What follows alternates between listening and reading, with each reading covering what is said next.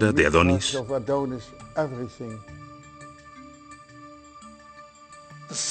El punto central del gnosticismo es que todos nacemos con una chispa divina dentro y que el deber de los creyentes es hallar esa chispa y expandirla, tomar contacto con Dios mirando en nuestro interior. La gnosis. Gnosis significa autoconocimiento. ¿Qué es autoconocimiento? ¿Éxtasis? ¿Psicoanálisis? ¿Qué es?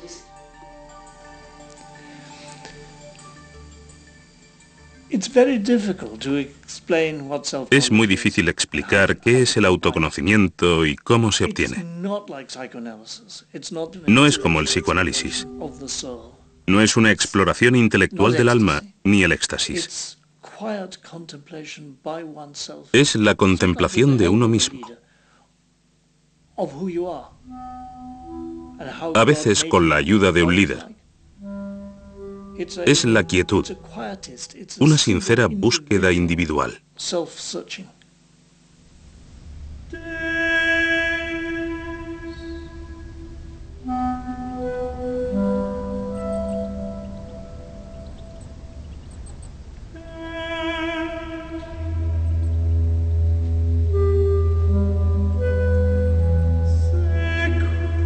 Creo que la idea básica que subyace en el gnosticismo es que estamos confundidos en nuestra idea sobre lo que es la vida y sobre quiénes somos. Adentrarnos en un entorno como este echa abajo nuestros esquemas. Estás cara a cara con el mayor de los misterios, la muerte.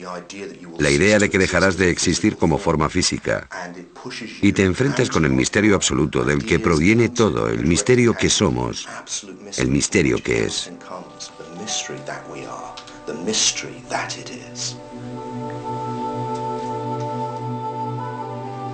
Pero ¿por qué buscarlo en la oscuridad de estos corredores? Creo que estimula la experiencia mística con la emoción de la oscuridad y los ecos de las cámaras. Todo eso conduce a un estado místico.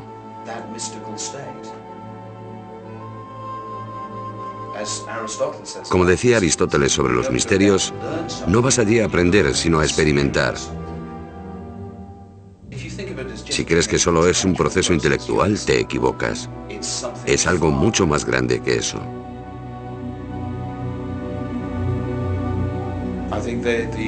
Creo que los antiguos habían comprendido que puedes aprender mucho, pero no tener un real conocimiento de ti mismo.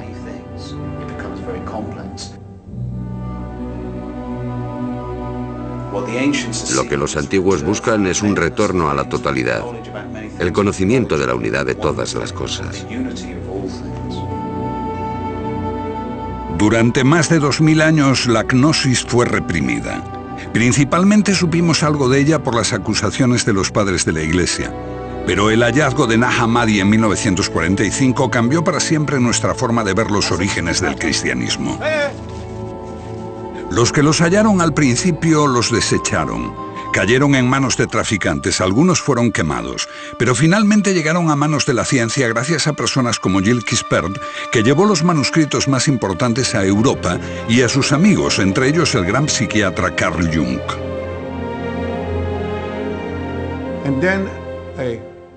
Entonces me fui a Egipto, a El Cairo. Y en esta sala negocié con el director de esta institución y descubrí que esos códices no serían publicados si este Códex de Jung no volvía al Museo Copto de El Cairo. Ahora acumulan polvo en una pequeña sala, abiertos quizá una vez cada 10 años y solo en presencia de un funcionario del museo, la policía secreta y un juez. Quispel es bien recibido. Todos los manuscritos de Nag Hammadi se publicaron cuando devolvió el más preciado, el Evangelio de Tomás, con las palabras de Jesús.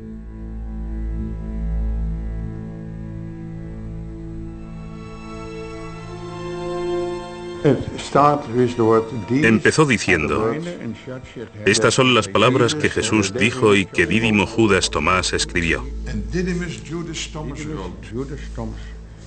Y él dijo: quien descubre el sentido de estas palabras no conocerá la muerte. ¿Quién es Dídimo Tomás?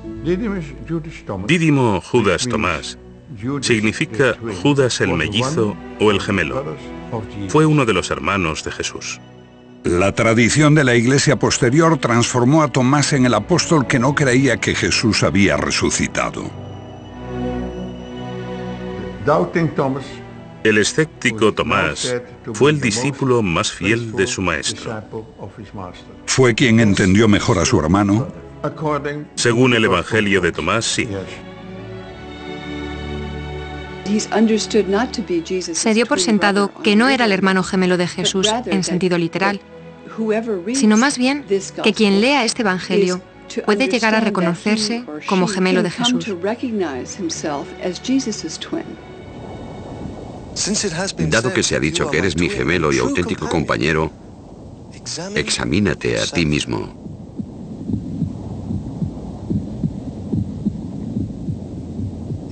Examinarse a uno mismo.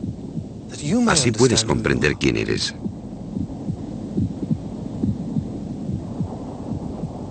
Y serás llamado, porque el que no se conoce a sí mismo nada sabe. Pero el que se conoce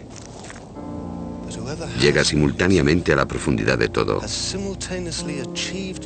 Lo que tienes dentro te salvará. You have within you will save you if you bring it forth from yourselves. Creo que Tomás se interpreta simbólicamente, que todo el que viene a ver a Jesús viene a verse a sí mismo como el gemelo de Jesús, el que es creado a imagen de Dios, como Él lo fue. ¿Qué dice el Evangelio de Tomás? Bueno, el Evangelio de Tomás es una colección de dichos que prometen revelar algo. Lo que el oído no puede oír, lo que el ojo no puede ver, lo que ninguna mano ha tocado y lo que nunca se le ocurrió a ninguna mente humana. Bueno, eso eres tú. Tú eres lo que no puedes oír ni ver, tu esencia, el conocimiento mismo. Y creo que esta es la clave si quieres entender qué es el cristianismo y qué es el paganismo. Un viaje de autoconocimiento. Este era el gran precepto que el dios Apolo dio a los paganos en el oráculo de Delfos. Buscar la gnosis, el autoconocimiento, conocerse a uno mismo. Y lo mismo sucede con los cristianos. Lo que busca es la parte de ti que no puede morir. No es que se te vaya a dar algo que no tengas ya, es descubrir que ya eres inmortal. Porque tu esencia no es el cuerpo. Si descubres lo que realmente eres, descubres lo divino. Descubres a Dios dentro de ti. Parece ser un cuerpo, pero eres conciencia. Y esa conciencia da testimonio del nacimiento, de la muerte, porque todos los gnósticos, incluidos los gnósticos cristianos, creían en la reencarnación, y este proceso era un poco como despertar e irse a dormir. Estabas en un ciclo de cuerpos diferentes, yendo y viniendo, pero no eras el cuerpo. Eras conciencia que da testimonio de esto, de modo que jamás naciste y posiblemente no podrás morir. Todas las cosas separadas son expresión de una misma cosa. Así, todos los seres humanos son imágenes. Ellos usan la palabra eidolon, de un demonio o espíritu. ¿Un reflejo de lo divino? No tanto un reflejo, sino la forma en que lo divino se hace consciente de sí mismo. Para el Padre, ellos emplean el término la deslumbrante oscuridad. ¿Te imaginas la luz sin nada que reflejar? Es lo oscuro. Entonces, la luz en sí misma es oscura. Y usan el término brillante oscuridad. Potencialidad pura, solo luz. Solo conciencia, sin nada de lo que ser conscientes. Cuando eso crea algo por sí mismo para ser consciente, o como la luz, algo para reflejar, el universo cobra existencia.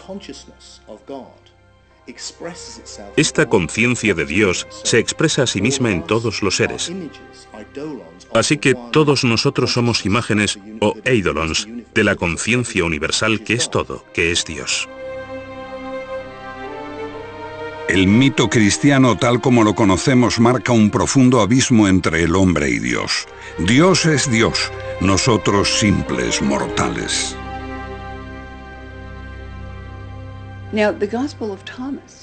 El Evangelio de Tomás tiene un mensaje muy distinto. Habla de Jesús como el Hijo de Dios y habla de los otros humanos, como de los niños de Dios que no son conscientes de haber sido creados a imagen de Dios. La luz divina que se creó antes de que el universo se creara, cuando Dios dijo, hágase la luz, la humanidad fue hecha imagen de esa luz. Y en el Evangelio de Tomás, Jesús habla como una voz desde la luz. Yo soy la luz que está por encima de todo. Yo soy el todo.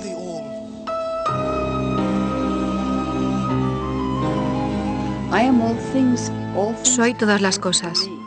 Todas las cosas salen de mí. Estoy en todas las cosas. Rompe un trozo de madera y estoy allí.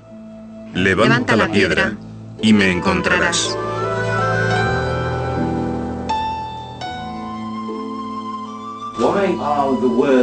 ¿Por qué las palabras del Evangelio de Tomás, busca bajo una piedra y me encontrarás, son tan peligrosas para la Iglesia? Porque es panteísmo. Sugiere que la divinidad está en todas partes y en todas las cosas. Lo que ocurre con el triunfo del cristianismo es que se traduce en la creación de una iglesia. Para llegar a Dios, tienes que hacerlo a través del obispo. Si quieres construir una iglesia, tienes que decir que la salvación solo es posible mediante, desde y a través de la iglesia. Y el representante de Dios en la tierra es el Papa. Esa es la única vía, mientras que para los agnósticos se trata solo de ti, tú puedes hacerlo.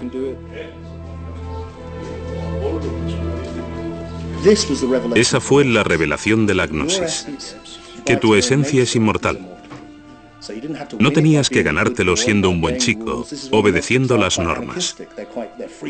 Por eso los gnósticos son bastante anarquistas, son librepensadores, libertinos, no obedecen reglas. Y por supuesto, su gran héroe Jesús es descrito en sus relatos como un libertino que se relaciona con prostitutas y gente poco respetable.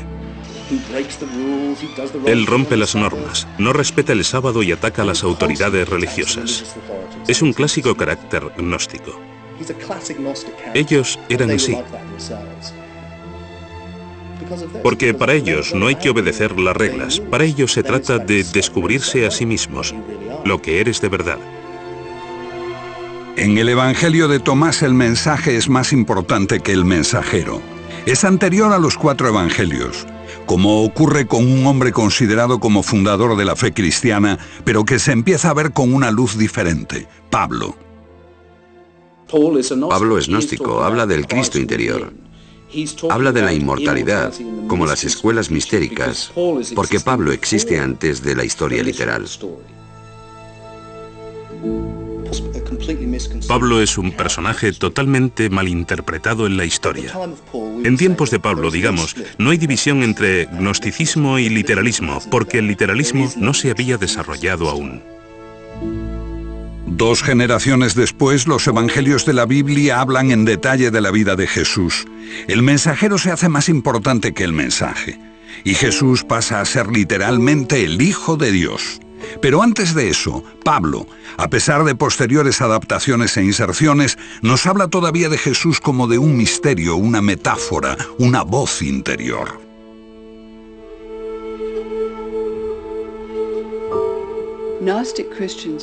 Los cristianos gnósticos creían que Pablo era su maestro, el padre de la Iglesia, Tertuliano, que despreciaba a los gnósticos.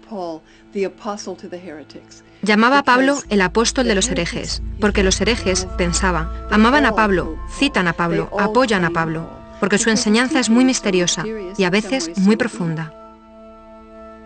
Si es así, el pensamiento de Pablo coincide con la mayor parte de las ideas elaboradas aquí. Quizá la ciudad más grande de la antigüedad, en la encrucijada de Asia, África y Europa, la ciudad de Alejandría.